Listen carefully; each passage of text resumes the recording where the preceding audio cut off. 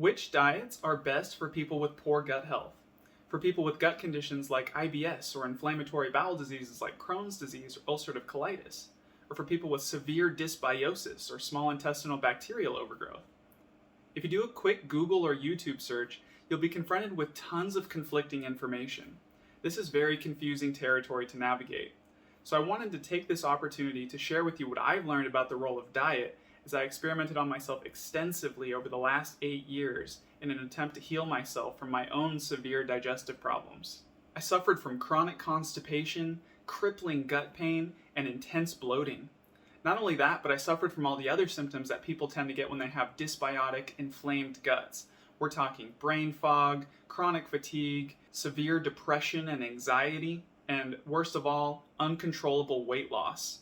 I went from being a 180-pound weightlifter at age 23 to a 108-pound bloated skeleton by the time I was age 27. I knew I had to do something or this was going to end badly for me. I've experimented with many different diets over the years in an attempt to improve my gut health. Upon reading The Paleo Approach by Sarah Ballantyne, I discovered the connection between diet and autoimmune disease, and the diet that she puts forth in that book, which is the Paleo Autoimmune Protocol. This is an elimination diet designed to help you discover which foods trigger your autoimmune disease. After trying this diet and not experiencing good results, I restricted my diet further by going low FODMAP.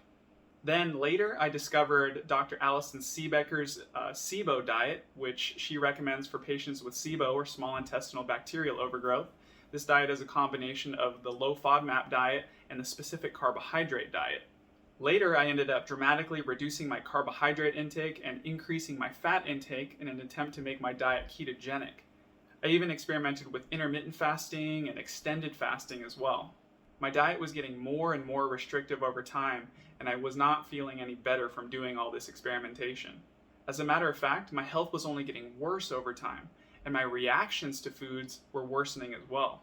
My constipation became so severe that I was taking over 3,000 milligrams of magnesium glycinate every night, taking herbal laxatives every night, and drinking over a liter of water every night before bed just to make sure that I'd be able to go to the bathroom the next day.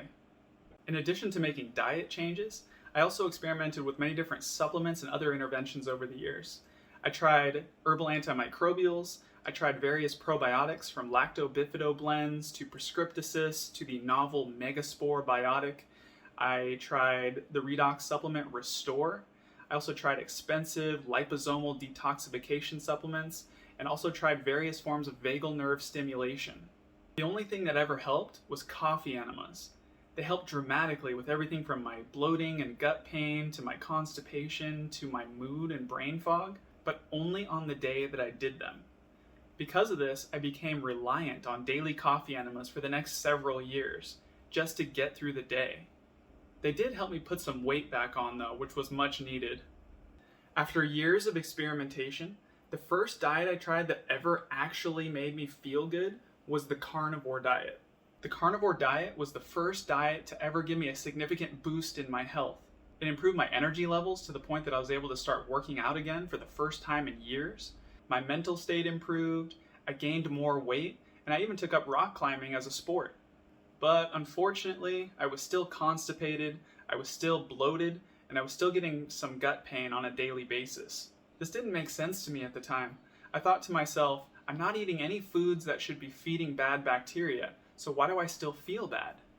I didn't have an answer to this question at the time, but it quickly became clear that despite this diet working so well for so many people, it was not going to help me fix my digestive problems. I began experimenting within the carnivore diet space, trying a higher protein, lower to moderate fat approach. Then I tried a high fat, low to moderate protein approach.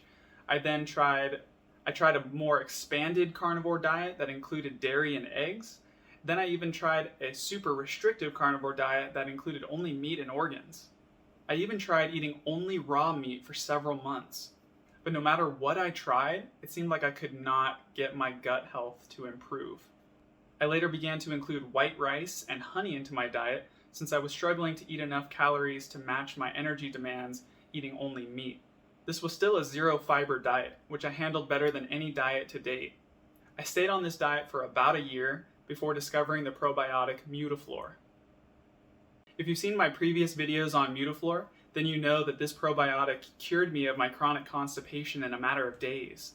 My gut pain and bloating disappeared entirely, and within a week on this probiotic, I was able to begin reintroducing foods for the first time in years. Now that my gut is in a healthy state, I do still try to eat a diet that promotes both gut health as well as overall health. I eat a diet of meat and organs, which are my main nutrient sources. I also eat sweet potato as my main carb source, in addition to some white rice. I eat small amounts of veggies like greens, mushrooms, onions, and garlic, and some fruit occasionally. This is the diet that makes me feel best given the state of my gut currently. That being said, I can eat most foods now without having to worry about triggering any of the gut symptoms I used to experience. Something permanent has changed that has allowed this to happen. My only remaining food intolerance is to histamines, which come from fermented foods like sauerkraut, aged cheeses, aged meats, vinegars, and alcohol, as well as citrus and various other foods that block the histamine-degrading enzyme diamine oxidase, or DAO. While I am working on a way to reduce histamine intolerance so that I can once again enjoy these foods, this is the most expanded diet I've been on in about 8 years, not to mention the best I've felt my entire life. Now, as you may have guessed by now, the point of this video is not to tell you some secret diet that's going to fix all your gut problems. The point of this video is to let you know that it will ultimately take some experimentation to find out what diet works best for you. And unfortunately, for some people, diet alone may not be enough. I want to empower people to take their health into their own hands. Be your own health advocate. You can get healthy. You just have to be willing to put in the work. But the good news is, you don't have to start from scratch. You can use what I've learned as a jumping off point. So how do you figure out what diet works best for you? Where to start? Well, since gut dysbiosis is likely to be the primary driver of inflammatory gut conditions, it makes sense to first reduce FODMAPs from your diet so that you can reduce the amount of food available for pathogenic or bad gut bacteria. While this is not likely to kill off pathogenic bacteria on its own, it will help prevent these pathogenic bacteria from proliferating in your gut and worsening your symptoms. Try this first to see if it helps your gut symptoms. Now, if you tried a low FODMAP diet and you didn't notice any improvement in your symptoms, it may be worthwhile to try an elimination diet next. Oftentimes, people with inflammatory gut conditions may react to compounds in foods. These compounds, which are mainly lectins, can perpetuate gut dysbiosis, they can damage the epithelial lining of the intestine, and they can enter the bloodstream, triggering autoimmune activation through a process known as molecular mimicry. For many people with autoimmune conditions, which many gastrointestinal diseases are, an autoimmune protocol style elimination diet is worth trying, since this diet can help you determine which foods trigger your autoimmune disease. Some people may have only a few trigger foods, and may just need to avoid those foods to achieve full remission. I recommend doing a low FODMAP diet combined with the autoimmune protocol simultaneously. Once you've figured out what your trigger foods are, then you can begin experimenting with higher FODMAP foods to see how well you tolerate them.